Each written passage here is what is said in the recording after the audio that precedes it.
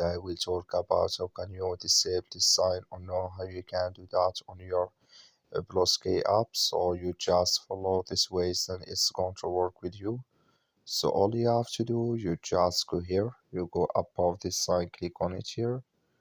So then it's going to show for you a list like this. And all you have to do next, you just click here on settings here, just click on it. Then you come to next step here, it's going to show for you like this here. So then all you have to do next, you just go down here, then you click here on following feed preferences, just click on it. You come to next step here, it's going to show for you like this here. Then you go down, just come here to show posts from my feeds, click in this sign or this color. Like you see color, it's gone. That's mean show posts from my feeds disable with us now. That's all you have to do. That's all. Thank you for watching. Don't forget to support us by liking, subscribe.